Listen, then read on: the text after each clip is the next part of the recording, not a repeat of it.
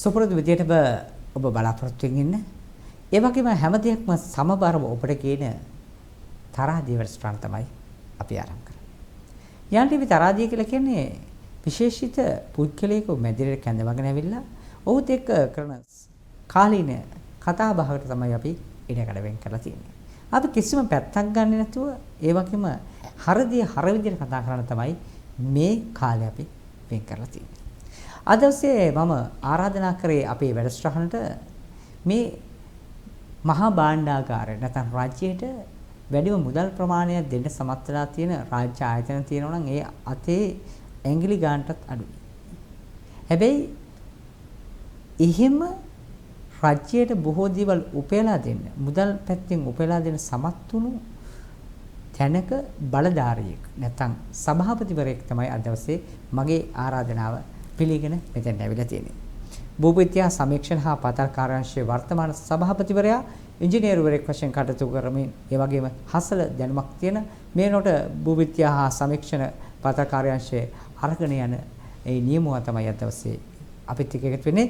අනුර වල්පල මහතා සභාපතිතුමා තමයි එකතු වෙන්නේ. ආයිබෝන් සභාපතිතුමනි. ආයිබෝන්. සතුටින් ඉන්න වෙලාව. අනිවාර්යයෙන්ම. තමන්ගේ කාර්යය හරියට කරා කියලා විශ්වාස කරමින් මේ වෙනකොට හැමතැනම ප්‍රශංසා ගලාගෙන එනවා. ඒට හේතුව තමයි ඔබේ කාර්යය ඔබ හරියටම කරලා තියෙන්නේ. මම කැමති සභාපතිතුමා වර්තමානයේ ඔබේ මේ ඔබට පවර්ලා තියෙන කාර්යය කොයි විදිහටද කරන්නේ කොහොමද කියලා මේ ආයතනය ගැන පොඩ්ඩක් දැනගන්න ඔබේ හණින්. අතිගරු ජනාධිපතිතුමාගේ සෞභාග්‍යයේ ඉදිරි දැක්ම වැඩසටහන යටතේ මට මේ කාර්යාංශයේ සභාපතිකම ලබා දීලා දැන් ඇත්තටම අවුරුදු 2කට ආසන්න කාලයක් වෙනවා. මේ කාලය තුල මේ ගෙවිච්ච ක්‍රියාමාර්ගය ගන්න අපි සෑහෙන ක්‍රියාවලියක නියැලෙන්න සිද්ධ වුණා. ඒක තුල අපි ආයතනයක් වශයෙන් ගත්තාම ඉදිරියට ගෙන යාමේදී මේ ආයතනයේ තිබුණු තත්ත්වය ඒ සියලුම දේවල් පිළිබඳව මට සියුම් විග්‍රහයක් කරන්න මම හිතන්නේ අවස්ථාව ලබා දෙන එක හොඳයි කියලා මම හිතනවා. අපි කොතනින්ද පටන් ගන්නේ? ඔබතුමා මේ කාර්යාංශයේ සභාපතිවරයා වෙන්න පෙර ආතුව ආයතන තිබ්බ තැනයි ඒ වගේම සෞභාග්‍ය දැක්ම යථාර්ථයක් කරන්න කරු ගෝඨාභය රාජපක්ෂ ජනාධිපතිවරයා තීරණය කරලා ඔබට මේ තැන බාර දෙනවා. එතකොට මම කැමති එදා සහ අද ගැන ඔබතුමාගේ විග්‍රහයක් ගන්න. අනිවාර්යයෙන්ම. මීට අවුරුදු 128කට කලින් ඒ කියන්නේ 1903 වගේ මේ ආයතනය ස්ථාපනය කරලා තින්නේ ආනන්ද කුමාරස්වාමී මැතිතුමා විසින්. ඒතකොට මෙවන් කාලය තුල අපි මීට අවුරුදු 28කට කලින් කාර්යාංශයක් බවට පත් වෙලා මේ ගෙවිගෙන යන වකවානුව තුල රටේ තියෙන ඛනිජ සම්පත් පිළිබඳව නියාමනය කිරීමේ වගකීම, ඒ කියන්නේ ගවේෂණය, කැනීම, ප්‍රවාහනය, වෙළඳාම ආදී සියලුම දේවල් නියාමනය කිරීමේ බලය පවතින්නේ භූවිද්‍යා සමීක්ෂණ හා පතල් කාර්යාංශයට. එතකොට අපි භූවිද්‍යා පතල් කාර්යාංශයට මේ පොළොව මතුපිට සාභ්‍යන්තරයේ මොහොතේ තියෙන මේ ලංකාදේශ සීමාව තුළ සියලුම ඛනිජ, පෙට්‍රෝලියම් ගෑසස් සහ මැණික් හා ස්වර්ණාභරණ හැරුණු කල සියලු ඛනිජවල අයිතිය රජයේ සතු වේ කියලා කියන්නේ ඒවා නියාමනය කිරීමේ අධිකාරී බලය තියෙන කාර්යාංශයට. එතකොට මේ අවුරුදු ගෙවුණු 28 තුල අපේ කාර්යාංශය සමස්තයක් විදිහට යම්කිසි ක්‍රියාමාර්ග ගනිමින් ඉදිරියට ආපු ගමනක නැවුම් ගමනක් කියන්න අපිට පුළුවන්කම ලැබුණේ ඇත්තටම පළමු කොටම අතිගරු ජනාධිපතිතුමාගේ සෞභාග්‍ය පෙරදැක්ම යටතේදී මේ ආයතනවලට වගකීම් පවරනකොට මේ නිලධාරීන්ට දීපු පළවෙනි දේ තමයි මේ හැම ආයතනයක්ම ගත්තොත් විශේෂයෙන්ම ආදායම් උපයන තත්ත්වයන් වලට ඒවා අනිවාර්යයි. කියන්නේ මේ අපි කියනවා මේකෙන් දූෂණ වංචා සිදුවන ස්ථාන තමයි විශේෂයෙන්ම අපි අහලා තියෙනවා. පහුගිය කාලේ රේගුව එතන ගියාම RM එක ඒ වගේම තව ඒ වගේ ආයතන කීපයක මේවා තත්ත්ව තිබ්බා. නමුත් භූවිද්‍යාවකෙත් ওই தත්ත්වයේ ආකාරයෙන්ම තිබ්බා. ඉතින් ඒක ගැන අපිට දොසක් කියන්න බෑ. මොකද මේවා හරි විදියට අපි නියාමනය කරනවා නම් මේ කටයුතු සිද්ධ වෙන්නේ නැහැ. දැනටත් එහෙම නැහැ කියන එක මම කියන්නේ. නමුත් යම් තාක් දුරට ජනතාව රස්තියාදු කිරීම පරමාර්ථය කරගෙන ගොඩනැගිච්ච ආයතන. මොකද මේ මිනිස්සු ඇවිල්ලා මෙයින් සේවය ලබාගෙන යන අය තමුන්ගේ බලපත්‍රයක් ලබා ගන්න ආවට පස්සේ දවසේ දැන් උදාහරණයක් ගත්තොත් දැනට අපි ප්‍රාදේශීය කාර්යාලය 20ක ස්ථාපනය කරලා තියෙන ක්‍රියාවලිය තුල ඒවට අපි බලය පවරලා තියෙන තත්ත්වය තුල ගොඩක් අයට තමුන්ගේ ප්‍රදේශය තුල ඉඳගෙන මේ බලපත්‍ර ලබා ගැනීම හැකියාව තියෙනවා. නමුත් පසුගිය කාලේ සියලුම බලපත්‍ර නිකුත් කිරීමේදී අපි වර්ග 4කට නිකුත් කරනවා. කැනීම් A ශ්‍රේණිය, B ශ්‍රේණිය, C ශ්‍රේණිය සහ D ශ්‍රේණිය. ඒතකොට C සහ D කියන ශ්‍රේණියේ කැනීම් බලපත්‍ර නිකුත් කරන ප්‍රාදේශීය කාර්යාලවලින්. A සහ B බලපත්‍ර නිකුත් කරන්නේ ප්‍රධාන කාර්යාලයේ කොළඹින්. ඒතකොට මේ සඳහා බලපත්‍රයක් ලබා ගැනීමේ අවශ්‍යතාවය තියෙන කෙනෙක් අලුයම එනවා කාර්යාලයට. ඇවිල්ලා තමුන්ට නිශ්චිත අංකයක් ගන්න බැරි නම් එතන ඉන්න කෙනෙක් අල්ලගන්න කාලේ මේක සාමාන්‍යයෙන් නිරන්තරයෙන් සිද්ධ වෙනකොට එන පුද්ගලයා පළමුවෙන්ම කරන්නේ මේ ඉන්න ආයතනේ සිකියුරිටි මනුස්සයා අල්ලගන්නවා. ඊට පස්සේ සිකියුරිටි මනුස්සයා මේ සඳහා ඊළඟට ඉන්න මෙතන ඉන්න පියන් කෙනෙක් නතු කරගන්නවා. ඊළඟට එතන ඉන්න ඒ පුද්ගලයා ගිහලා ඊළඟට ඉහළින් ඉන්න නිලධාරිය අල්ලගන්නවා. ඒතකොට මේ ක්‍රමවේදය තුළ මේ අපේ ජනතාවම තමයි මිනිස්සුන්ව පොළඹවලා තියෙන්නේ මේ නිලධාරීන්ට එක එක මුදල් දීලා මේ කටයුතු කරගන්න. ඕක තමයි පසුගිය කාලේ පුරාවටම මේ බුද්ධ්‍යා සමීක්ෂණ පදල් කාර්යාලයට තිබුණු නරක නාමය. මේක හරිම දූෂිත ආයතනයක්. මේ නිලධාරීන් මෙච්චර මුදලක් නොදුන්නොත් මේ බලපත්‍රයක් ලබා ගන්න බෑ කියන එක මම ආපු ගමන් මම දැකපු දේ තමයි පළවෙනි දවසේ මම රාජකාරි බාර ගන්නකොට සෑහෙන ජනතාවක් හිටියා ඇවිල්ලා ඉඳ ගන්න තැනක් නැහැ. තමුන්ට කිසිම පහසුකමක් නැතුව අම්පාර තිරුකලාමලේ පොළොන්නරුව දුර ඈත පළාත්වල මිනිස්සු සෑහෙන ගැහැටක් විතර හවස 5ටත් තමුන්ගේ බලාපොරොත්තු ඉෂ්ට නොවි පසුදා වෙනතුරු ගත කරන්න වෙච්ච බකවානුවක් තිබුණා. ඉතින් ඇත්තටම මම මේ මිනිස්සුන්ගේ අපහසුතාව ටික හඳුනාගෙන මම ඇත්තටම මේ නිලධාරීන්ට උපදෙස් දුන්නා මේ එන අයට සියලු ලියකියවිලි බලලා පැය දෙකක් ඇතුළත තමුන්ගේ රාජකාරී ඉෂ්ට සිද්ධ නොවුනොත් ඒ අයට මම අමතන්න කියලා මගේ පෞද්ගලික දුරකථන නිසා රාජකාරී දුරකථන අංක සහිතව මම සෑම මහලකම මගේ ප්‍රකාශයක් නිකුත් කළා. කියන්න සන්තෝෂයි. ඇත්තටම ඒක සති දෙකක් විතර යනකම් මට කරදරයක් තිබුණා. නමුත් දැන් මේ යනකොට ඒක සෑහෙන දුරකට වියකී ගිහිලා තිනවා. ඇත්තටම මිනිස්සුන්ව අපහසුතාවයට පත් කරන්නේ අන්න අර කියපු ක්‍රියාවලිය තුළ නිබඳ වෙන පුද්ගලයන් විසින්. ඒ සඳහා මම ගන්න ඕන ක්‍රියාමාර්ගات ගත්තා. ඒ වගේම අනවශ්‍ය විදම් විශේෂයෙන් ගත්තොත් අපේ කාර්යාංශයේ කොටස් දෙකකින් විශේෂයෙන් සමන්විතයි භූවිද්‍යාඥයන්ගෙන් සහ කැනීම් ඉංජිනේරුවන්ගෙන්. එතකොට මේ භූවිද්‍යාඥයෝ ගිහිල්ලා ගවේෂණය කරලා සොයාගන්න ඛනිජ සම්පත ඊළඟට ඒක ගොඩ දැමීමේ කර්තව්‍ය තමයි කැනීම් ඉංජිනේරුවෝ කරන්නේ. ඒතර මේ කාර්යාංශයේ මේ කටයුතු සඳහා යනකොට අවශ්‍ය වාහන අවශ්‍යතාවයේ සපුරා ගැනීමටත් වාහන දිද්දි නමුත් මේ වෙන වෙන ප්‍රතිලාභ පතා මේ ආයතනවල හයර් කර කුලියට අරගෙන තිබුණා. විශේෂයෙන්ම කැබ් විශාල ප්‍රමාණයක්. මම ආපු පළවෙනි මාසෙම මට ඒ සඳහා ගෙවන්න අත්සන් කරන්න. මොකද මම ප්‍රායෝගික ඉංජිනේරුවෙක් නිසා මම දන්නවා ආයතන වල වැඩ කළා.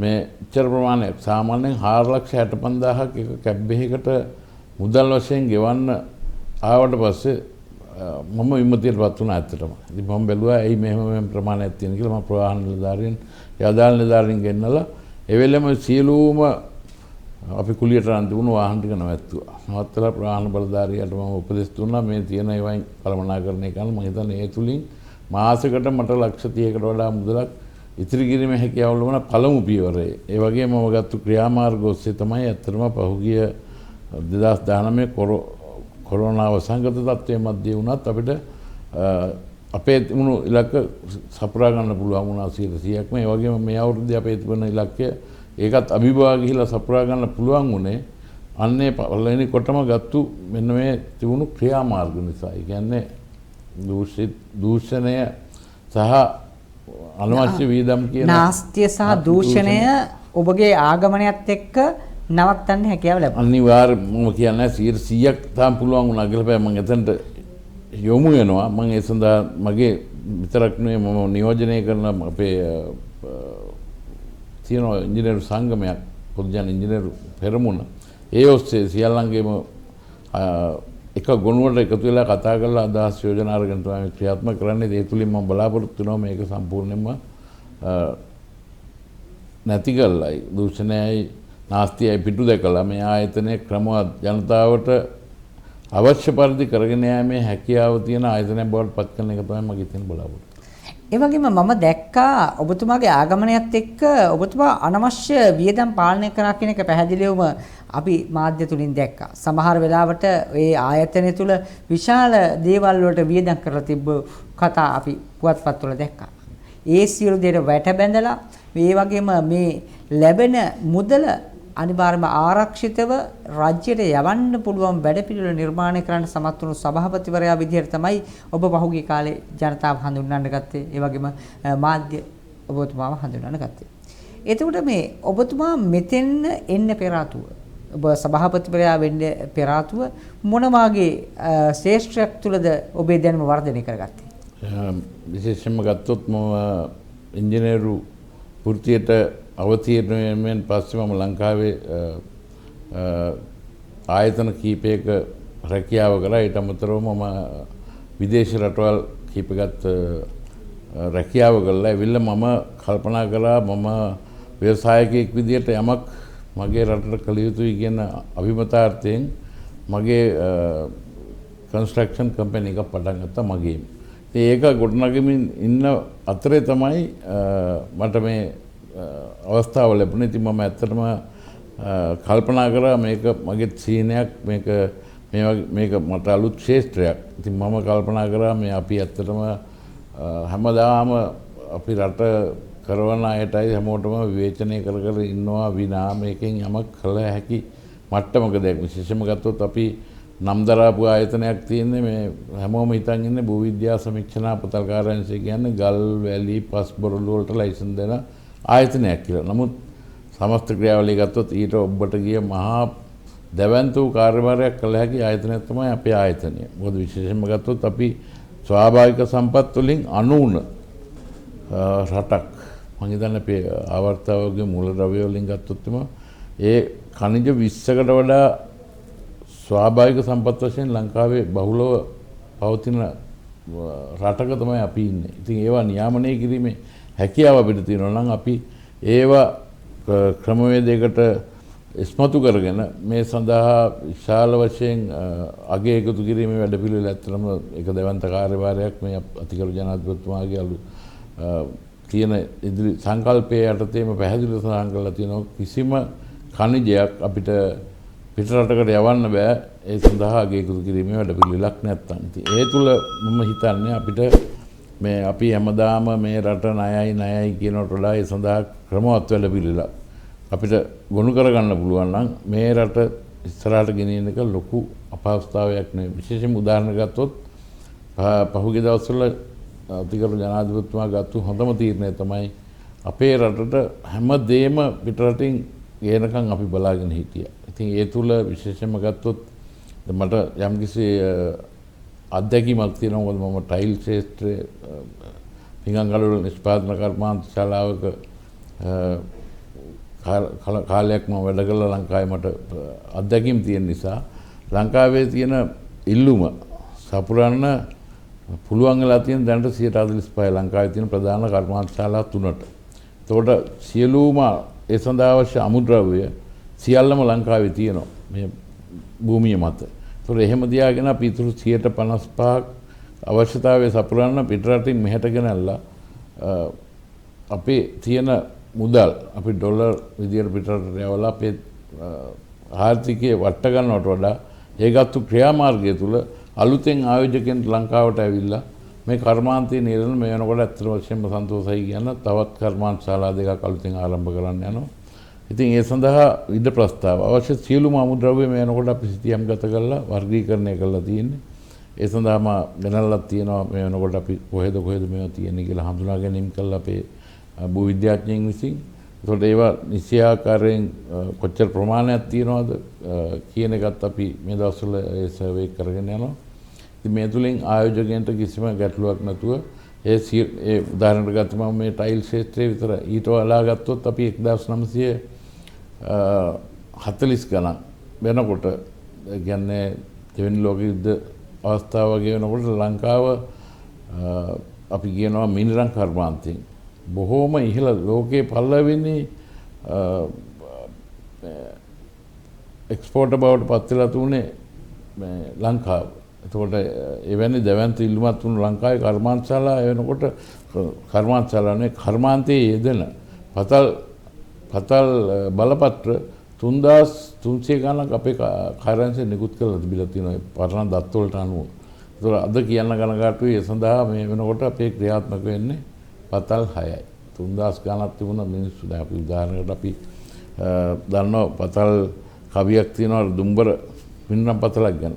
නමුත් ඒ වෙනකොට මේ වෙනකොට කවිය පමණයි පතල නැහැ. නමුත් ඒ පතල් වුණත් මේ වෙනකොට වැහිලා ගිහලා තියෙනවා. අපි මේ වෙනකොට වැඩපිළිවෙලක් ගෙනනවා මේ පතල් වලින් නැවත මේ කර්මාන්තයට ජනතාව අවතීර්ණය කළා. මොකද මේ වෙනකොට 99%ක්ම කාබන් ප්‍රතිශතය සහිත මින්රම් ලබාගත්ත හැක්කේ ලංකාවේ තියෙන පතල් වලින් තමයි. මොකද හොඳම උදාහරණය කාහට ගහ මින්රම් පතල.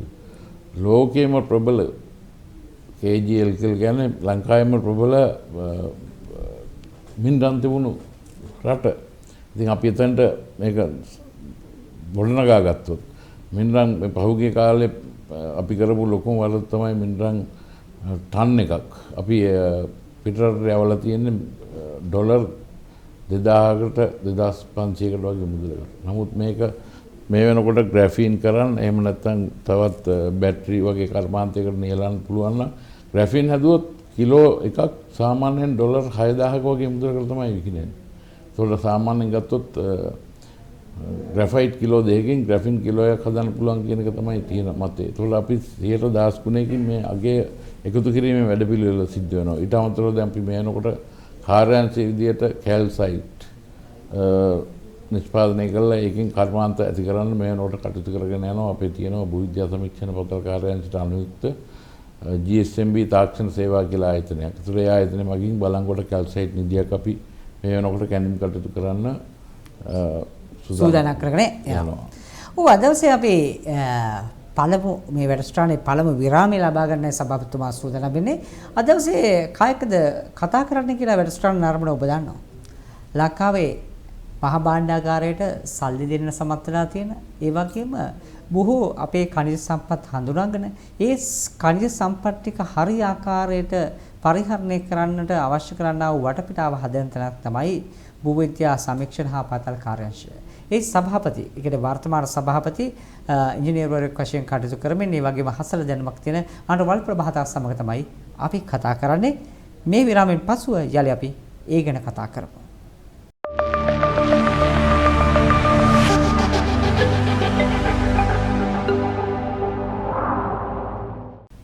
යලි මම සූදානම් වෙනවා මේ කතාව ආරම්භ කරන්න. සෞභාගයේ දැක්ම යථාර්ථයක් කරන්නට බොහෝ දෙනෙක් වෙහෙසෙනවා.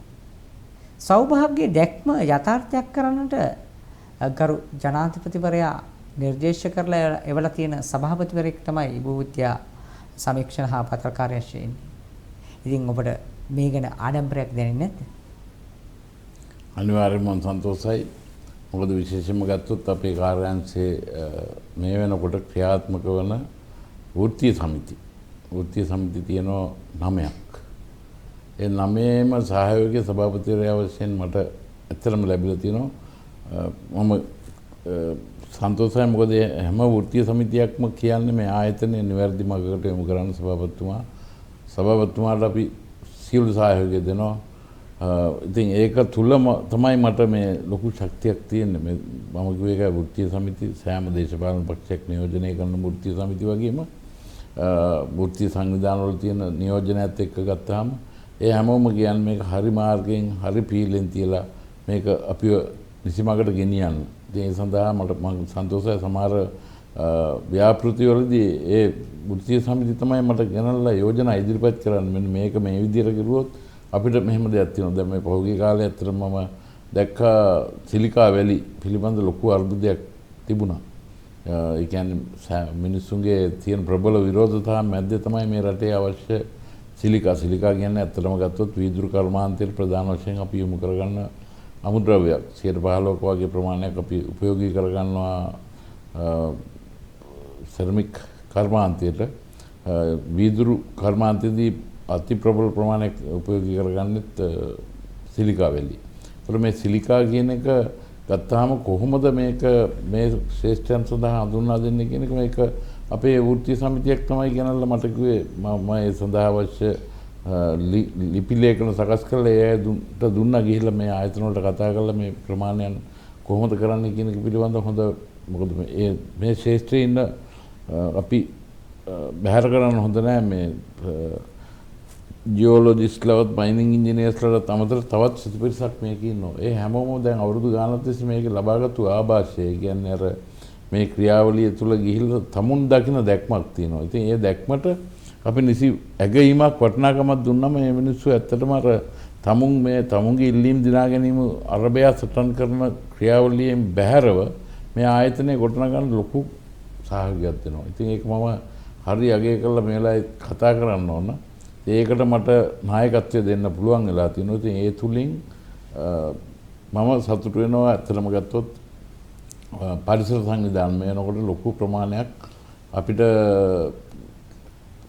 ගැටලු ගොඩනගලා. මොකද තවත් කෙනෙක් කැමති නැහැ තමුන්ගේ අවංකවම පරිසරයට හානියක් වෙනවා නම් ඒ ක්‍රියාවලට අපිත් කැමති නැහැ. මොකද අපේ කාර්යාංශය තියෙන්නේ පරිසර අමාත්‍යාංශය යටතේ. ඒ පරිසර අමාත්‍යාංශයේ වත්මන් අමාත්‍ය ගරු මහින්ද අමරවීර මැතිතුමා හැමතිස්සෙම උපදෙස් දෙන දෙයක්. මොකද මේ පරිසරය පිළිබඳ හරිම සංවේදී පරිසරයත් රැකගෙන මේ කටයුත්ත කරගෙන යන. ඕගොල්ලෝ උපයන මුදලින් පරිසරය නැවත ගොඩනගන්න කටයුතු කරන්න කියන එක තමයි මගින් සභාපතිවරයා දිටිලා. ඔය සපතම මම දැන් එනවා මෙහෙම කතාවකට. ඒක තමයි මේ භූවිද්‍යා සමීක්ෂණ හා පතල් කාර්යාංශ කියලා කියන්නේ පරිසරය ගැන හිතන්නේ නැති ඒ වගේම වැලි ටික කනිජ ටික හැමදේම මේ ගල් ටික හැම දෙයක්ම මිනිස්සුන්ට ඕන විදියට සල්ලිය තියෙන උදවියට ජාවාරමක් විදියට කරගන්න උපදෙස් දෙන අවසර දෙන තැනක් විදියට තමයි දකින්නේ. එතකොට මේ කතාව සම්පූර්ණ වැරදි ජනමත වීමක් තියෙන්නේ. කට්ටි නිකන් බලන්නේ නිකන් පරිසරයට හානි කරන රකුසෙක් දිහා බලනවා වගේ. මොකද මේ ගැන කියන්නේ? අත් වශයෙන්ම ගත්තොත් මේ වෙනකොට ලංකාවේ රත්තරන් වගේම ඉහළ මිලක් මේ වැලි සඳහා තියෙනවා. ඉතින් මේ වැලි කියන එක ලංකාවේ ගංගා 103ක් තිබුණාට අපි බලපත්‍ර නිකුත් කරන ප්‍රධාන වශයෙන් ප්‍රධාන ගංගා කීපයකට පමණයි. උදාහරණ ගත්තොත් අපිට කොළඹ මොහොතේ කැලණි ගඟේ වැලි ගොඩ දැමීම කරන්න අපහසුයි. මොකද ලවණ මුසු ජලය ගංගාවේ වැලි හාරන බලපත්‍ර නිකුත් කරාට ඒ සීමාව නික්මවා ගියන් පස්සේ ලවණ රට ඇතුළට ඇතුල් වෙනවා. ඒතර අඹතලේ පොම්පාගාරෙත් පහු කරගෙන පහුගිය කාලේ හංගල්ල පාලම කිට්ටුවට යනකම් මේ ලුණු ගතිය ජලයේ මුසු වෙන්න ගත්තා. ඒතර ඒ ලවණ ඉවත් කරන්න ජල සම්පාදන මණ්ඩලයට ඊට අමතරව පිරිවැයක් දරන්න සිදු වුණා. ඒක නිසා ඒ බලපත්‍ර අපි අත්හිටවන්න උනා. කළු ගඟටත් එහෙමයි. ඊළඟට අනිත් සියලු ගංගාවල ගැටලුව තියෙනවා. නමුත් අපිට දැනට තියෙන වාසිය තමයි මහවැලි ගඟ කිලෝමීටර් 326ක් ගලාගෙන යන සීමාවෙදී දැනට ලංකාවේ දෛනික වැලි අවශ්‍යතාවයෙන් 42% අපි යොදාගන්නේ අවශ්‍යතාවයට අවශ්‍ය වැලි ටික උකහා ගන්න මහවැලි ගංගාවේ. ඒතර මහවැලි ගංගාවෙත් අපි තෝරාගත්තු ප්‍රදේශ කීපයක් තියෙනවා. ඒ කීපය තුළ තමයි මේ වැලි බලපත්‍ර නිකුත් කරන්නේ. ඊට අමතරව පසුගිය කාලේ පුරාවටම ලංකාවේ ගංගා අපි දන්නවා මොසම් වැසි දෙකක් එනවා. ඒ හැම දෙකකටම පස්සෙම මේ වැලි ස්තරය නැවත බිල්ඩ් අප් වෙනවා. ඒතකොට මේ ටික අපි ගවේෂණය කළා සංගණනය කළා මෙන්න මෙච්චර ප්‍රමාණයක් දෙන්න පුළුවන් කියන ක්‍රමවේදය තමයි මේ ලයිසන් නිකුත් කරගෙන ගියේ. දැන් මේ වෙනකොට වර්තමානයේ රටේ අවශ්‍ය වැලි අවශ්‍යතාවය සපුරන්න වැලි ලංකාවේ මේ විදිහට බලපත්‍ර තුලින් නිකුත් කරන්න පුළුවන්ද? අනිවාර්යයෙන්ම පුළුවන්. මොකද දැනටත් අපි සොයාගෙන තියෙන වැලි නිදි ප්‍රමාණය දැනට ගවේෂණය කරලා තියෙන වැලි ප්‍රමාණය සපුරා ගැනීම සඳහා බලපත්‍ර නිකුත් කිරීම ගැටලුවක් නොවේ. නමුත් වෙලා තියෙන්නේ මේ වැලි බලපත්‍ර නිකුත් කරන්න ගියාම ඒ වැලි බලපත්‍ර ලබාගෙන පහුගිය කාලේ පුරාවට මේක සිද්ධ වුණා මම නෑ කියන්නේ. බලපත්‍ර ලබා ගන්න අපි බලාපොරොත්තු වෙන්නේ ගංගාව ආශ්‍රිතව දෙන දිලිඳු පවුල්වල උදවිය යොදාගෙන මේ වැලි කර්මාන්තයේ ඒ වැලි ටික ගොඩ දාගෙන මිනිසුන්ට ආර්ථිකමය වශයෙන් නැගී සිටීමේ හයියක් ලබා දීම. නමුත් පහුගිය කාලේ පුරාවටම සිද්ධ වුණේ 2018 ඉස්සෙල්ලා මුළු කාලය පුරාම සිද්ධ වුණේ මේ වැලිපත් තොටුපළ හිමියෝ වෙන්නේ මේ කොළඹ ටිවිදියේ එහෙම නැත්නම් බම්බලපිටියේ එතනින් ගත්තාම මහරගම එහෙම නැත්නම් ගම්පහ කුරුණෑගල ලොකු ප්‍රදේශවල ඉන්න උදවිය තමයි මේ බලපත්‍ර ලබාගෙන තියෙන්නේ. ඉතින් ඒකට එක ක්‍රියාමාර්ග කරන තියෙනවා. මංගලක් ගන්නවා. ඒකට අර මිනිස්සු දාලා මිනිසුන්ට සොච්චම් මුදලක් ගෙවලා මේකෙන් අධික ලාභයක් ලබා ගන්න ක්‍රියාවලිය තමයි මෙතුවක් කල් සිද්ධ වුණේ. නමුත් දැන් අපි මේ ක්‍රියාමාර්ගات හිටවලා විශේෂයෙන් මම ඒ ගැන සඳහන් කරන්න ඕන අතිගරු ජනාධිපතිතුමා මෙන්න මේ ක්‍රියාවලිය දැකලා මේ ඉදිකිරීම් ශ්‍රේෂ්ඨයට අදාළව විශේෂ ඉල්ලීමක් කළා. මොකද එතුමා ගම සමග පිළිසඳරක් වැඩසටහන යටතේදී යෙදෙනකොට මේ කටයුත්ත පටන් ගන්න උනේ බදුල්ලේදී. බදුල්ලේදී මේ මැටි කර්මාන්තයේ නිලන පුද්ගලයන්ට මැටි ටිකක් ගෙනියන්න ගියත් බෑ පොලිසියෙන් අල්ලනවා බලපත්‍ර ඕන. ඉතින් ලොකු අපහසුතාවලට පත් වෙන්න ගත්තා. මේ ක්‍රියාවලිය දැක්කපු එතුමා එවෙලෙම නියෝග කරා මේ සඳහා ජනාධිපති කාර්යසාධක බලකායක් පිහිටවන්න ඕනේ කියලා. ඉතින් ඒක මාත් නියෝජිතයෙක්. ඒ සඳහා අපිට ක්‍රියාමාර්ග අරගෙන මේ සඳහා එළි දක්වන්න කියලා කිව්වා. මේ ජනතාවට වෙන මේ අපහසුතාවෙන් සාමාන්‍යයෙන් ගමක ඇලකින් වැල් ටිකක් ගොඩ දාගෙන මේ මිනිස්සුන්ට වැල් ටික බිල් බැරවෙකවත් ගෙනිය ගන්න විදියක් නැහැ. මොකද ඒකටත් බලපත්‍ර ඉල්ලනවා. ඉතින් ඔය වගේ පටු වාදී බතවල තමයි මේ අපේ නිලධාරීන් නිදිලා හිටියේ. ඉතින් ඒ සඳහා ඒක නැති කරන්න එතුමා ඉල්ලීමක් කරා මේ ඉදිකිරීම් ශ්‍රේෂ්ඨයට අදාළ අමුද්‍රව්‍ය විශේෂයෙන්ම ගත්තොත් වැලි ගල් පස් බොරළු මැටි ඔය කියන අමුද්‍රව්‍යයන් ටික මිනිස්සුන්ට තමුන්ගේ අවශ්‍යතාවය පරිදි යොදා ගැනීමේ හැකි ක්‍රියාමාර්ග සකසන කියලා දැත්තම කියන සන්තෝෂයි. මේ වෙනකොට අපි හඳුනාගෙන තියෙනවා ලංකාවේ අවශ්‍යතාවය කොච්චරද, ඒ සඳහා අවශ්‍ය අමුද්‍රව්‍ය ප්‍රමාණය කොතරම්ද කියන එක විශේෂයෙන්ම මහා මාර්ග සංවර්ධන අධිකාරියේ ගරු ලේකම්තුමා විසින් ඒ කටයුත්ත අපේ ජනාධිපති කාර්යසාධක බලකාය හරහා ඉල්ලීමක් කළා තියෙනවා. මෙන්න මෙච්චර ප්‍රමාණයක් වසරකට මේ අමුද්‍රව්‍ය මෙන්න මේ ප්‍රමාණයන් මහා මාර්ග ඉදි කරන්න, ගොඩනැගිලි ඉදි කරන්න මේවට අවශ්‍යයි කියන එක. ඒතොර ඒ සඳහා සැපයුම දීමේ වගකීම කාර්යාංශ සභාපතිවරයා විදිහට මට පැවරලා තියෙනවා. ඒ සඳහා මගේ ඉන්න භූවිද්‍යාඥයින් යොදලා ලංකාව පුරාම තියෙන ස්ථාන හඳුනා ගැනීම පළමුවෙන්ම අපි කරා. ඒක ඊළඟට අපි කොටස් ගත කරා. ඒ කියන්නේ P1, P2, P3 ආදී වශයෙන් මේවා ස්ථානගත කරලා ජනතාවට බලපත්‍රයක් ලබා ගැනීමදී ලොකු අපහසුතාවයකට පැන නගුණා. විශේෂයෙන්ම ගත්තොත් බලපත්‍රයකට අනුකූලතා සාතික තවත් ආයතන කීපයකින් ලබා ගන්න. පළවෙනියටම ඇවිල්ලා අපෙන් ඇප්ලිකේෂන් එකක් කරන් ඉදිරිපත් කරාට පස්සේ ඒ ඇප්ලිකේෂන් එකට පුරාවිද්‍යාවෙන් බලපත්‍රයක් ලබා ගන්න ඕන. එතනට මුදලක් බඳින්න ඕන. ඊළඟට නාගරික සංවර්ධන අධිකාරිය නම් ඒකෙන් බලපත්‍රය ලබා ගන්න ඒකට මුදලක් ගෙවන්න ඕන. ඊළඟට මේක අයිති වන සංරක්ෂණ හෝ එහෙම නැත්නම් මහවැලි අධිකාරිය නම් ඒ කියන්නේ ඉඩම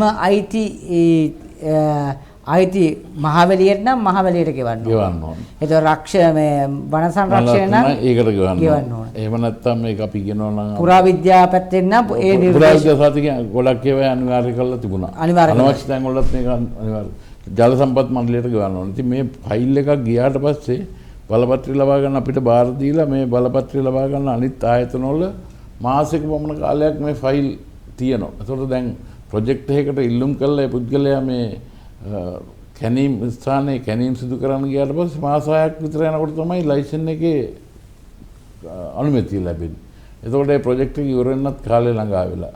ඉතින් මිනිස්සු ඇත්තටම ලොකු අපහසුතාවයකට පත් වෙනවා. අධික මුදලක් හැමතැනකටම ගිහිල්ලා අනවශ්‍ය පරිදි ගෙවන්න තීරණය කළා තිබුණා. ඉතින් ඒවා දැකපු ජනාධිපතිතුමා මෙන්න මේ ක්‍රියාමාර්ග නවත්තන්න කියන එක තමයි ඉල්ලීමක් කරේ. මේක එක තැනකින් දෙන්න බලපත්‍රයක් දෙනකොට ඒක දිගු කාලින නම් අපි උදාහරණ ගත්තොත් ගල්වල පවත්වාගෙන යන එකට අවුරුද්දෙන් හෝ මාසයෙන් 6ට මේ ලයිසන් දිගු කරන ක්‍රියාවලිය ඕනේ නැහැ. ඒක කෙලින්ම එක අවුරුදු 3කට දෙන්න ඒ කාලය තුල අපි ඒකේ මොනිටරින් පාර්ට් එක කරන්න ඕන. ඒතර කොච්චර ප්‍රමාණයක් කැඩුනද ඒ සඳහා රාජ්‍ය භාගය කොච්චර ගත්තද ඒකන ක්‍රියාවලිය අපි කරන්නත් ඕන. අනිත් එක මේ ලයිසන් ගත්තාම දැන් වාහනයක ලයිසන් එකක් ගන්න ගියාම වාහනේට ඒකේ ආදායම් බලපත්‍රය ගන්න ගියාට පස්සේ ඒකේ රක්ෂණ සාතිකය ඕන, දුම් වාර්තාව ඕන. ඒ එක එක කාලවකෝ අනුල ගන්න ඒවනේ තියෙන්නේ. මේ අපේ බලපත්‍රවලත් ওই ක්‍රියාවලිය ඒ විදිහටම තිබුණා. පුරාවිද්‍යායක බලපත්‍රය වුණොත් පුරාවිද්‍යාවකින් එනකන් ඊළඟ එක දෙන්නේ නැහැ. පරිසර අධිකාරියෙන් එනකන් ඊළඟ එක දෙන්නේ නැහැ. ජල සම්පත් මණ්ඩලයෙන් එනකන් ඒක දෙන්නේ. දැන් මේකේ අධිකාරී බලය තනිකරම එක කාර්යාංශයක් සතුයි අපි ක්‍රියාත්මක කරන දවසේ ඉඳලා අවුරුද්දකින් තමයි අර බලපත්‍ර සියල්ලම අහෝසි වෙන්නේ. එතකොට ඒ පුද්ගලයන්ට හරි පහසුයි. මොකද එක දවසකින් මේ සියලු කටයුතු කරන්නත් පුළුවන්. නැවත අලුත් කරන කටයුතු ඊට අමතරව මුලින්ම ඒ පුද්ගලයා ඇවිල්ලා ඉදිරිපත් කරාම බලපත්‍රය ලබා ගැනීම සඳහා අපි දැනට තියෙන විද්‍යුත් ක්‍රම අපි උපයෝගී කරගෙන තියෙනවා. ඒ ක්‍රම තුලින් අපි බලනවා මේ ඉදමේ GPS කණ්ඩායමක අනුව මේ ඉදමට බලපත්‍රය නිකුත් කරන ආයතන කීයකින් අනුමැතියෙන් ගත යුතුද. ඒතකොට ඒ පුද්ගලයාට අපි කියනවා රයිට් ඔයාලට මේ බලපත්‍රය අපි සති 3ක් තුල ලබා දෙනවා. ඒ වෙලෙම අපි මේ අදාළ අනිත් ආයතන වලට විද්‍යුත් ඇපැල මගින් යවනවා. මේ සඳහා දවස් 7ක් ඇතුළත අපිට මේ සඳහා තියෙන නිර්ණායක වන්න කියලා. ඉතින් එහෙම ආවේ නැත්නම් දවස් 7ක් ඇතුළත ආවේ නැත්නම් ඒකේ උවාසයේ සලකා කටයුතු කරන්න කියන එකත් කියලා තියෙනවා. ඉතින් හරි පාසුයි අපිට ඒතකොට ඒ පුද්ගලයාට ඊට අමතරව SMS මාර්ගයෙන් දෙනවා ඔබගේ බලපත්‍ර ක්‍රියාවලිය මේනකොට කොහෙද සිදුවෙමින් තියෙන්නේ කියන එක. ඉතින් මේ ක්‍රියාවලිය යථාර්ථයක් වෙන්න තව මම හිතන්නේ බොහොම සුළු කාලයයි තියෙන්නේ.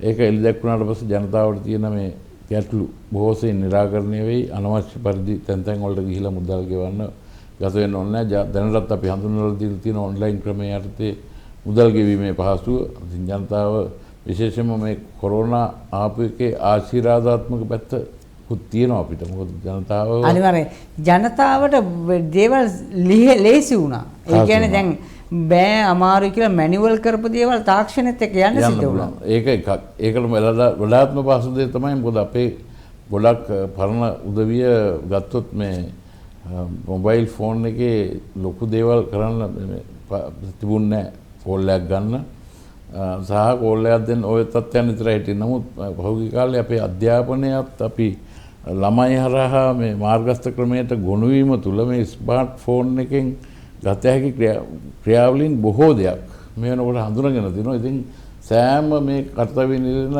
අපේ ගත්තොත් බොහොම දුෂ්කර පළාතක ඉන්න පුද්ගලයෙක් වුණා තමුන්ට බැලනා තමුන්ගේ පුතා දුව ලව්වා මේ කටයුත්ත කරගැනීමේ හැකියාව තියෙනවා. ඒ සඳහා අපි අවශ්‍ය පීවර ගන්න එක කාර්යාංශ විදිහට අපි කරගෙන යනවා. ඉතින් ඒක තුල මම හිතනවා අපිට හොඳ ප්‍රගමනයක් ලබා ගන්න පුළුවන් කියලා.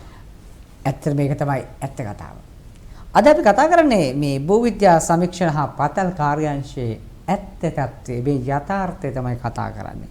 මේ යථාර්ථය කතා කරන්නේ ඒ ගැන දන්න කෙනෙක් එක්ක කතා කරන්න බෑ. අද දවසේ අපි ඒ වර්තමාන සභාපතිවරයා අනුර වල්පොල මහතා සමග තමයි කතා කරන්නේ. ඒ තුනේ අපි සූදානම් වෙනවා අද දවසේ මේ වැඩසටහනේ ඊළඟ විරාමය ලබා ගන්න.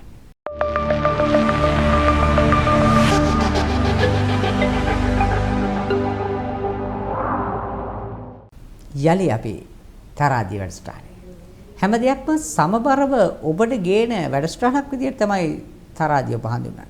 ඒ නිසා තමයි අපි ඔබට දැනුම අවශ්‍ය ඒ වගේ ඔබ හොයන ප්‍රශ්න වලට උත්තර දෙන්න පුළුවන් උදවිය ගෙනලා මේ වැඩසටහන කාලීන වැඩසටහනක් විදිහට ගෙනෙන්නේ. මම යලි එනවා භූවිද්‍යා සමීක්ෂණ හා පතල් කාර්යාංශ සභාපතිතුමා වෙතට. සමහර වෙලාවට පොළව ඉරතලලා ගිය වෙලාවේ සමහර තැන්වල භූචලනයක් සිදු වුණ අවස්ථාවක නායම් සම්බන්ධව හැමදේම කතා කරනකොට අවසානයේ එන්නේ මහගෙදරට යනවා වගේ මේ තරට. මං කැමති මේ රටේ විටින් විට ඔබේ ආයතනය ගැන අපිට අහන්න ලැබෙනවා. මොකද්ද මේ ඒ නායම් අඳුරා ගැනීම ඒ වගේම යම් දේවල් සම්බන්ධව මොන වගේ කටයුත්තක්ද ඔය කාර්යාංශයෙන් කරන්නේ? ඇත්ත වශයෙන්ම ගත්තොත් මම හිතන්නේ මේක අපේ එක අපදා කළමනාකරණයේ එක්තරා අවස්ථාවක් තමයි මේ භූචලනත් අපිට සම්බන්ධ වෙන්නේ. අපි ඇත්තටම මේ පිළිබඳව ලොකු අධ්‍යයනයක නොවුණාට 2004 අපේ සමස්ත ලංකාවාසීන්ට මුහුණ දෙන්න වෙච්ච අභාග්‍ය සම්පන්න සිදුවීමත් එක්ක අපි ඒ පිළිබඳ අවබෝධයක නොහිටියාමත් නොවේයි. හැබැයි ඉඳලා තියෙනවා. නමුත් අපේ sannivedana ක්‍රියාවලිය තුළ වෙච්ච අපහසුතා සහ අත්දැකීම් මදකම තුළ දැනුවත් වෙලා හිටියේ නැහැ. ඉතින් ඒ වගේ තත්ත්වයක් තුළ තමයි අපිට අච්චර විශාල දේපල සහ ජීවිත ප්‍රමාණයක් අහිමි වෙන්නේ. මේක තේරුම්ගත් භූවිද්‍යා සමීක්ෂණ පතල්කාර අංශය ඇත්තටම අපේ භූමාපක ඒ කියන්නේ මේ පොළොවේ වෙන සෙලවීම් නිරීක්ෂණය කරලා ඒ කටයුතු පිළිබඳව තොරතුරු ලබා ගැනීමේ භූකම්පන මධ්‍යස්ථාන 3ක් පිහිටවලා තිබ්බා. පිහිටවන්න යෙදුනා. උදාහරණයක් ගත්තොත් ලංකාව අපි සිරස් අතර සැලකුවොත් අනුරාධපුරයේ මහකනදරාව නුවර පල්ලේකැලේ සහ මාතර හක්මන කෝංගල. ඒතර ඒ මධ්‍යස්ථාන 3ක් සමස්ත දුරකින් අපි පිහිටවලා තියෙනවා. ඊට අමතරව ලංකාව තිරස් අතර සැලකුවාම ඊට සමගාමීව අපිට ස්ථාන තිබුණේ නැහැ. නමුත් පහුගිය අවුරුද්දේ අපිට පුළුවන් වුණා පල්ලේකැලේට සමාන්තරව අම්පාරි බුද්ධංගල මධ්‍යස්ථානයක් පිහිටවන්න. ඒතකොට තවදුරටත් බලාපොරොත්තු වෙනවා මේ වෙනකොට බස්නාහිර පළාත නියෝජනය කරමින් සමහරවිට ගම්පහ මීගමුව දූලපිටිය වගේ ප්‍රදේශයක් සොයාගෙන දැන් ඒ කටයුතු කරගෙන යනවා. අපේ කළමනාකරණ මණ්ඩලයේ තනුමැතියත් ලැබිලා ඒ සඳහා අපිට විදේශ සහයෝගයක් ලැබිලා තියෙනවා. අපි ඉතාම ඉක්මනින් මේ මාස 3-4 ලබන අවුරුද්ද අවසන් වෙනකොට ඒ භූකම්පන මධ්‍යස්ථානයත් පිහිටුවාට පස්සේ ලෝකයේ ඕනම තැනක සිදුවන ඕනම භූකම්පනයක් ස්ථානගත නිරීක්ෂණය කිරීමේ හැකියාව අපිට ලැබෙනවා. ඒතකොට පළවෙනි දේ තමයි මේ ලෝකතලයේ භූමිතලයේ මේ වෙනකොට ඇත්තටම ගත්තොත් ෆ්‍රැක්චර්ස් ඒ කියන්නේ මේ කැදීම් කීපයකට සිද්ධ වෙලා තියෙනවා. ඉන්දු ඕස්ට්‍රේලියා කියයි, ඉන්දු චයිනා කියයි. ඉතින් මේ මෑත කාලයේ ගොඩාක් රට අභ්‍යන්තරයේ වගේම මූද කලාපය ආශ්‍රිතවත් නිරන්තරයෙන් සාමාන්‍යයෙන් ගත්තොත් සෑහෙන භූකම්ප ප්‍රමාණයක් සිද්ධ වෙනවා. ඉතින් මේවා නිරීක්ෂණය කිරීම කටයුතු බොහෝ කාලයක ලංකාවේ සිද්ධ වුණේ නැහැ. ඉතින් බොහොම දෙයක් වුණාට පස්සේ සුනාමියක් වගේ එකක් ආවම තමයි අපි දන්නේ මෙන්න භූකම්පනයක් සිද්ධ වුණා කියන එක. නමුත් දැන් අපි නිරන්තරයෙන් මේ 24 පැය පුරාම අපේ කොළඹ කාර්යාලයේ මේ තොරතුරු ලබා ගැනීම කටයුතු කරන නිසා බොහොම අවදියෙන් ඉන්නවා. සියලු භූකම්පන පොළවේ වෙන සියලුම දේවල් අපි සටහන් කරගන්නවා. එතකොට සාමාන්‍යයෙන් ගත්තොත් සාමාන්‍ය භූකම්පන, ඒ කියන්නේ අපි මේක කොටස් දෙකකට බෙදනවා. ගත්තාන් පස්සේ ඇත්තටම earthquakes, ඒ කියන්නේ භූකම්පන කියන ඒවා රික්ටර් මාපකයේ 3ට වඩා වැඩි ඒවා අපි ටිකක් බැරෑරුම් ගන්නලා සලකනවා. 3ට වඩා අඩු ඒවා සාමාන්‍ය භූකම්පන තත්ත්වයන් තමයි තියෙන්නේ. ඒතකොට මේ වෙනකොට අපිට නිරීක්ෂණය වෙනවා වසරකට මේ ලෝකේ පුරාම සාමාන්‍යයෙන් භූකම්පන ගත්තොත් එම 20 ලක්ෂයක් පමණ සිද්ධ වෙනවා වසරකට. ඒතකොට මේකෙන් දසලක්ෂයකට ආසන්න ප්‍රමාණයක් සංඛ්‍යාත්මක වශයෙන් මේ රික්ටර් මාපකයේ 3ට වඩා අඩු සුළු භූකම්පන ඒවා අපි ට්‍රිමර්ස් කියලා කියනවා. එවැනි තත්ත්වයන් නැති වෙනවා. ඉතින් නමුත් ජනතාව මේ ගැන බොහොම විමසිල්ලෙන් ඉන්න. මොකද මෑත කාලේ ඔබට මතක ඇති මම හිතන්නේ මේ නුවර හාරගම පැත්තේ නිරන්තරයෙන් මේ සිදුවීම් වෙන්න ගියා. එතකොට ඒකට බලපාව පළවෙනි දේ තමයි මේ වගේ වැසි සමය ලං වෙනකොට මේ භූගත ජල මට්ටම ඉහළ යනවා. එතකොට අපි දන්නවා මේ විජිලන් හයිලන්ඩ් කියලා මේ තිරුණාමලේ ඉඳලා මාතර ප්‍රදේශයේ දක්වා තියෙන ලොකු ඛනිජ නිධියක් උඩ තමයි මේ නගර පිහිටලා තියෙන්නේ. එතකොට මේ ඛනිජයේ විශේෂයෙන්ම ගත්තොත් අපේ භූවිද්‍යාඥයින් ඔක්කොම පෙන්ලා දෙන විශේෂයෙන්ම ගත්තොත් මහාචාර්ය විතානගේ ශූරින් මේ සිටියම් ගත කරලා ලංකාවේ මේ හඳුන්වලා දීලා තියෙනවා. මේ ඩොලමයිට් කියන ඛනිජය තමයි බහුල වශයෙන් තියෙන්නේ. ඒතර මේ ඛනිජ අභ්‍යන්තරයේ තියෙන වාහක කුහර.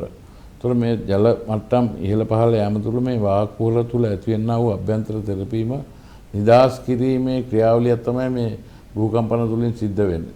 එක්ක මිනිස් ක්‍රියාකාරකම් වෙන්නත් පුළුවන්. මම නැහැ කියන්නේ නැහැ. මොකද පහුගිය කාලේ අපි විශේෂයෙන්ම ගත්තොත් අන්ද උඩරට පිහිටලා තියෙන විශේෂ වූ අපේ වික්ටෝරියා, රන්දනිකල, රන්ටැඹේ වගේ ජලාශ 3ක්.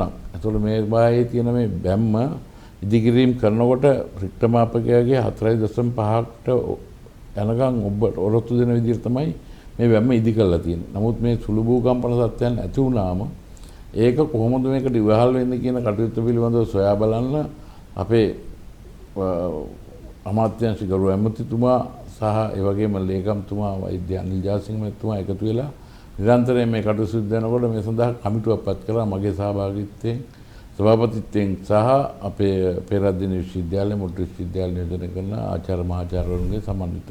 ඉතින් ඒකදී අපි නිරීක්ෂණය කළා මේ වික්ටෝරියා ජලාශය අවට ඇත්තටම කැණීම් කටයුතු සිද්ධ වෙනවා. ඒතකොට ඒ කැණීම් කටයුතු වලින් බ්ලාස්ටිං වලදී යම්කිසි බලපෑමක් වෙන්න පුළුවන් කියන දේ තීරණය කළා. අපි එක්තරා සීමාවක් මීටර් 100ක් ඇතුළත වපසිරිය තුළ තියෙන සියලු කැණීම් අත්හිටවන්න කටයුතු කරා. සහ මේ සඳහා නිරන්තරයෙන්ම දැනට අපි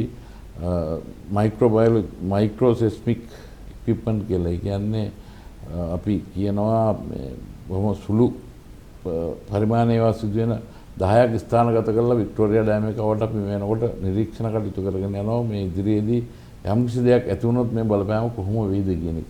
ඉතින් මම කිව්වා භූකම්පන මධ්‍යස්ථාන වලින් අපිට තොරතුරු ලබා ගත්තාම අපි ලෝකයේ කොහේ සිදු වුණත් මේ අපේ හැම භූකම්පන මධ්‍යස්ථානයකම ඒක ඇක්ටිවේට් වෙනවා. ඒතකොට ඒ තුලින් අපි තීරණය කරනවා මෙන්න මේ ස්ථානයේ තමයි මේක වෙලා තියෙන්නේ කොච්චර ප්‍රමාණයකින්ද වෙලා තියෙන්නේ. ඒතකොට ඒ පිළිබඳ තොරතුරු අපි දැනුවත් කරනවා කාලගුණ විද්‍යා දෙපාර්තමේන්තුව අපදා කළමනාකරණ දෙපාර්තමේන්තුව අදාළ ආයතන වලට.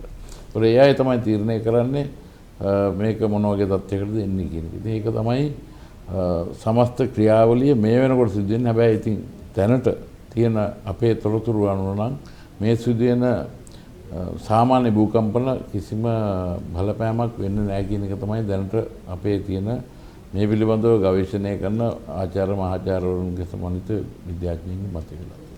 සභාපතිතුමා සමහර වෙලාවට ඔබතුමාලා නිර්දේශ කරනවා මෙන්න මේ ප්‍රදේශය මේ චලනයත් එක්ක මෙන්න මේ ප්‍රදේශයේ නායෑමට ලක් වෙන්න පුළුවන් මේ වගේ අවදානම් කියලා ඔබතුමාලා හඳුනාගත්ත තැන් මේ කියන පාර්ශවයන් වලට අපි කියමුකෝ ආපදා කල්පනාකරණ දෙපාර්තමේන්තුවට ඔබතුමාලා තොරතුරු ලබා දෙනවා කාලගුණ විද්‍යා දෙපාර්තමේන්තුවට ලබා දෙනවා රජයට සමස්ත විදියටම වාර්තාවකින් ලබා දෙනවා. එහෙම ලබා දුන්නට ඒ තැන්වල මිනිස්සු ඒ විදිහටම කටයුතු කරනවානේ. අවසානයේදී මහා විපතක් වුණාට පස්සේ ඔබේ කාර්යාංශ පැත්තට දික් කරනවා. මම එහෙම දේවල් දැකලා තියෙනවා. මොකද මේක ගැන හිතන්නේ? මම හිතන්නේ ඇත්තටම ජනතාව ඒ පිළිබඳ අවබෝධයක් නැතිකම දැන් ඒ සඳහා තමයි ඇත්තටම දැන් නායයන් පිළිබඳව කටයුතු කරන්නේ ජාතික ගොඩනැගිලි පරීක්ෂණ ආයතනය තමයි නිර්දේශ නිකුත් කරන්නේ. පහුගිය කාලේ නුවර ප්‍රදේශයේතර බිල්ඩින් ගිලා බහින කටයුතු සිදු වුණාම අපේ මොකද භූවිද්‍යාඥයින් බොහෝ පිරිසක් රැඳී ඉන්න ආයතන කීපයක් ලංකාවේ තියෙන. ඉතින් බෞද්ධයක් භූවිද්‍යා සමීක්ෂණාපතල කාර්යාංශය ඉන්නවා. ඊට අමතරව ජාතික ගොඩනැගිලි පරීක්ෂණ ආයතනය ඉන්නවා. මණික්කා ස්වර්ණාභරණ අධිකාරිය ඉන්නවා. ඔය වගේ ඒවා ඉන්න මේ හැමෝගෙම තියෙන දැනුම උකාගෙන තමයි මේ සඳහා නිර්දේශ නිකුත් කිරීමේ හැකියාවන් තියෙන්නේ. ඉතින් එතනදී ප්‍රමුඛතාවය තමයි අපි අර විද්‍යුත් උපාංග වලින් ලබා ගන්න තොරතුරු අපි දැනුවත් කරනවා මෙන්න මේ වගේ තත්ත්වයක් දැන් සුනාමියක් හෝ යම්කිසි තත්ත්වයක් ඇති වෙනවා නම් යම්කිසි කාල පරාසයක් ගත වෙනවා. මොකද අපිට කිසිසේත්ම දෙයක් සිද්ධ වෙන්න කලින් අනාවැකියක් කියන්න බෑ මේ ස්ථානයේ මේක වෙයි කියන එක. දෙයක් වුණාට පස්සේ තමයි විශේෂයෙන්ම භූකම්පන වලට එහෙම දෙයක් වුණාට පස්සේ තමයි ඒකේ තියෙන වැලියු එකත් එක තමයි අපිට කියන්න පුළුවන් මෙන්න මේකෙන් මෙච්චර හානියක් වෙන්න පුළුවන් කියන එක. වාසනාවකට හෝ අවාසනාවකට 2004 සුනාමිය වෙනකොට සුමාත්‍රා අයිලන්ඩ් වල ඒ වෙච්ච භූකම්පනය වෙලා පැය එකමාර කාලයක් ලංකාවට කාලය තිබ්බ. නමුත් ඒ කාලය තුල අපිට ප්‍රිකෝෂන්ස් ගන්න ක්‍රමවේදයක් නොතිබුණේ අපේ තිබුණු සංනිවේදනයේ සහ අත්දැකීම් දුර්ලභතාවය නිසා. නමුද දැන් මින් ඉදිරියට එවැනි තත්ත්වයක් ඇති වෙන්නේ නැහැ. මොකද නිරන්තරයෙන් අපි දන්නවා මෙච්චර ප්‍රමාණයකින් ඇතිලා තියෙන්නේ මේක තුනේ 34ද ඒ තුලින් යන බලපෑම කොහොමද කියන එක කියන්න අපේ දැනුම තියෙන අය ඉන්නවා. ඒක තුල අපිට පුළුවන් ආපදා කළමනාකරණ මධ්‍යස්ථානයේ ඇතුළු සෙසු සියලු අය දැනුවත් කරලා ඒ සඳහා විශේෂයෙන්ම මූදාවට ඉන්න ජනතාව දැනුවත් කරලා ඒ සඳහා ක්‍රියාමාර්ග කරනවා. ඔය ඒ කියන්නේ ඔබතුමා දැන් මේ කියන්නේ සුනාමි වාගේ තත්ත්වයකදී අපිට මීට පෙර අත්දැකීමක් තිබ්බේ නැහැනේ. අපි දැනගෙන හිටියේ නෑනේ මේ වාගේ මේ සුනාමි කියන වචනේ භාවිතා වෙන්න ගත්තෙත් මේ ඔතනින් පස්සේනේ. දැන් මේ වෙනකොට රට තුල එවැනි තත්ත්වයක් ඇති නොවෙන්න වග බලා ගන්න පුළුවන් තාක්ෂණයෙන් දැනුමෙන් අපි සන්නද්ධයි කියලාද ඔබතුමා මේ කියන්නේ? ඔව් ඒ කියන්නේ එවැනි තත්ත්වයක් ඇති වුණොත් ඒකට ක්‍රියාමාර්ග ගැනීම හැකියාවෙන් අපි සන්නද්ධයි කියන එක තමයි මම මේ කියන්නේ. නමුත් යමක් භූකම්පනයක් සිදුවෙන එක අපිට වළක්වන්න ක්‍රමවේදයක් නැහැ. ඒක අනිවාර්යයෙන්ම මේ කාලේ මේවා කොහොමද කියලා කියන්නත් බෑ. නිරන්තරයෙන් එවැනි සිදුවීම් සිදු වෙනවා. ඒක මේ මම හිතන්නේ මේ භූත ඇටිවල තියෙන චලනයන් එක්ක සිදුවෙන දෙයක් කියලා තමයි මේ පිළිබඳව හදාරන සියලුම විද්‍යාර්ථීන් දක්වන්නේ. හොඳයි. දැන් අපි වැඩසටහනේ අවසාන විනාඩි කිහිපේ රැඳෙන්නේ. මම කැමතියි මේ වෙනකොට ඔබතුමා වසර 2ක් පමණ වෙනවා සභාපතිවරයා විදියට කටයුතු කරන්න ඇවිල්ලා. මේ ආපු කාලය තුල ඔබේ කටයුතු පිළිබඳව පොඩි විමර්ශනයක් කරගෙන නැත්නම් සමාලෝචනයක් කරගෙන යනවා නම් ඔබ ඇත්තටම සතුටින් ඉන්නේ මේ ගෙවුණු කාලය ගැන. ඇත්ත වශයෙන්ම මගේ ප්‍රමාණයෙන් මම සතුටු වෙන්නේ නැහැ. මොකද මං කිව්ව එක මීට වඩා ලොකු කාර්යභාරයක් මේ කාර්යාංශ තුලින් කරගැනීමේ හැකියාව අප සතුව තියෙනවා. අපිට අවාසනාවකට මේ කොරෝනා තත්ත්වයට මුහුණ දෙන්න බීමම තුල නෙවෙයි. නමුත් මීට වඩා අපි තවත් ඉදිරි ක්‍රියාමාර්ග ගත යුතුයි. මම ඒකයි කිව්වේ අපි කොටු වෙලා හිටිය එක්තරා සීමාවකට මේ වැලි ගල්පස් වලට බලපත්‍ර දෙන ආයතනයක් නෙවෙයි. අපි ඊට වඩා ඔබට ගිය මම අර ඉස්සෙල්ලා කියාගෙන ආපු එකෙත් නැවතුණු තැන මේ අපේ අනුන සම්පත් ටික මේනකොට අපි හඳුනගෙන තියෙනවා. මම ඒවා අපේ භූවිද්‍යාංශයේ සිතියම් කරන අංශය වෙනකොට මේ වෙනකොට සිතියම් ගත කරලා තියෙනවා. ලංකාවේ පළාත් 9න් පළාත් 5කම සියලුම khනිජ සම්පත් සොයාගෙන සිතියම් ගත කරලා තියෙනවා. ඒතකොට ඒවායේ තුල ඉදිරි සිතියම් ගත කරලා මේ වෙනකොට සිතියම් අපි 3ක් එලි දක්වලා තියෙනවා. ඊට අමතරව සිසු පළාත් වලත් මම බලාපොරොත්තු වෙනවා ලබන අප්‍රේල් වෙනකොට මුළු ලංකාව පුරාම තියෙන khනිජ සිතියම් ගත කරලා සිතියම් වශයෙන් අපි එලි දක්වන්න. එතකොට ඕනම ආයෝජකයෙකුට ලංකාවට ඇවිල්ලා තමුන් කරන්න යන කර්මාන්තයට අවශ්‍ය අමුද්‍රව්‍ය විශේෂයෙන්ම ගත්තොත් අපි උදාහරණයක් ගන්නකො ලෝකයේ කොච්චර කොහොම කරත් දැන් අපි මේ පහුගිය කාලේ කතා කරපු දෙයක් තමයි මේ ඉදිකිරීම් ශාස්ත්‍රයේදී අපිට තව අවුරුදු 50කට කළුගල් තියෙන්න පුළුවන්. නමුත් වැලි කියන ප්‍රභවය නැති වෙන්න පුළුවන්. ඒතකොට ඒවට මුහුණ දෙන්න අපි ඉන්න අය ක්‍රියාමාර්ග ගන්න ඕන. ජනතාව ලොකු බියකින් පෙළෙන දැන් ලෝකේ උදාහරණ ගත්තොත් ඩුබායි නැත්නම් සිංගප්පූරු වගේ රටවල් වලට ලොකු ගංගා නැහැ. වැලි ඔක්කොම අරගෙන තියෙන මූදු වැලි තමයි උපයෝගී කරගෙන තියෙන්නේ. නමුත් අපේ ඉන්න ලංකාවේ ඉන්න විශේෂයෙන්ම මේ පෙදරරු කර්මාන්තයේ නිලන අය ගම්මු බය කරනවා මේ මුදු වැලි යොදා ගන්න එපා. මුදු වැලි යොදාගත්තොත් මේ මලකඩ කනවා මෙහෙම තත්ත්වය. නමුත් මේවා සෝදලා ගත්තාම මේක කරන්න පුළුවන් කියන එක අපේ ඉන්න ඉංජිනේරු උපදේශකවරු කන්සල්ටන්ට්ලා මේක ජනතාවට මේ විතුරන් කරලා මේ කටයුත්ත කරන්න ඕන. මොකද අපිට විකල්ප ක්‍රියාමාර්ග වලට යන්න ඕන. ඊට අමතරව අත්ත වශයෙන්ම මම හිතන්නේ මේ පහුගිය කාලේ යෝජනා වුණා මේ ලොකු ඉදිකිරීම් කරනකොට අපිට එකක් තමයි මේ ගොඩනැගිලි ඕනලාක නැවත ප්‍රතිස්ථාපනය කිරීමේ හැකියාවක් තියෙන ස්ටීල් බිල්ඩින් සහ ඇලුමිනියම් ග්ලාසස් ක්‍රමයට ගියා නම් දැන් මේ උදාහරණ ගත්තොත් අපි කිසියම් හෝල් එකක් අපිට අවශ්‍ය නම් පාර්ටිෂන් ටික කරනවා. ඊට පස්සේ පාර්ටිෂන් ටික අකුලලා ක්‍රමවේදකින් ඒක ශාලාව බවට පත් කරගැනීමේ හැකියාව තියෙනවා. ඒ සඳහා ප්‍රධාන වශයෙන් ගත්තොත් මේ වීදුරු නිෂ්පාදනය කරන ලංකාවේ සියලුම අවශ්‍යතාවයන් සපුරා ගැනීමේ හැකියාව තියෙනවා. සෝඩා ඇෂ් පමණයි අපිට දැනට තියෙන ගැටලුවක් තියෙන. මම හිතන්නේ ඒ සඳහා මේ වෙනකොට පරන්තන් කෙමිකල් සමාගම විසින් වුණුත් පරන්තන් කර්මාන්තශාලා පීටෙව්වට පස්සේ ඒ තුලින් සෝඩා ඇෂ් නිපදවා ගැනීමේ හැකියාව තියෙනවා. ඒකට ඊට අමතරව නිපදවන අනිත් අම්ල ද්‍රව්‍ය උදා ගන්න පුළුවන් පුල් මුඩේ කණජ නිස්සාරණ කටයුතු වලට. මේක ලොකු සමස්ත ක්‍රියාවලියක්. ආයතන බැඳීම තුළ ඇතිවෙච්ච ගොඩනැගෙන ක්‍රියාවලියක්. මේ ටික උපයෝගී කරගත්තොත් ලංකාවට හොඳ වීදුරු කර්මාන්තශාලාවක් ඉදිරි කරගන්න එක අත්‍යවශ්‍ය වෙනවා. මොකද දැනට අපි ලංකාව ලෝකෙම ගත්තොත් ආසන්න රටේ තමයි ඉන්දියාවෙන් තමයි දැනට ක්ලාස් අපි ගෙන්නන්න වෙන්නේ. එහෙම නැත්නම් සෞදි රටවල් වලින්. ඉතින් මම හිතන්නේ අපේ khනිජ වලින් අපේ රටේ රැකියා ඇති කරලා අපිට මේ රටේ ගොඩනගන්න පුළුවන් අවස්ථාවන් තමයි මේ ආණ්ඩුව දැන් මේ වෙනකොට අපිට ඉදිරිපත් කරලා තියෙනවා. මම බලාපොරොත්තු වෙනවා ඇත්තටම මේ එන ඉදිරි වසර වෙනකොට අපිට බොහෝ කර්මාන්ත ලංකාව තුළ ගොඩනගන්න පුළුවන් වෙයි. ඔව් සභාපතිතුමනි. ඔබතුමාට සභාවේ ස්තුතිවන්ත වෙනවා. ඉතාමත් පැහැදිලිව නිවැරදිව භූ විද්‍යා සමීක්ෂණ හා පාතාල කාර්යාංශයේ කාර්යභාරය ඒ වගේම වර්තමාන තත්ත්වයේ සෞභාග්‍ය දැක්ම යථාර්ථයක් කරන්නට ඔබතුමා සභාපතිවරයා වුණාට පස්සේ මොනවද කරේ කියන එක මේ වැඩසටහනේ නරඹපු බොහෝ දිනකට පැහැදිලිව අවබෝධ කරගන්න අවස්ථාව ඔබතුමා උදා කර දුන්න නිසා ඔබතුමාට ස්තුතිවන්ත වෙනවා. ඒ විශේෂම කාර්ය බහුල වේලාවක මාගේ ආරාධනාව පිළිගෙන අපේත් එක්ක එකතු වීම සම්බන්ධව ජාල් ටීවී අපි ඔබට ස්තුතිවන්ත වෙනවා. බොහොමත් ස්තුතියි. එවනම් හිතවතුනි අපි යලි තරාදිය වැඩසටහනකදී හමු වෙනට බලාපොරොත්තු හදවතේ තියාගෙන වැඩසටහනෙන් සමුගන්නම්.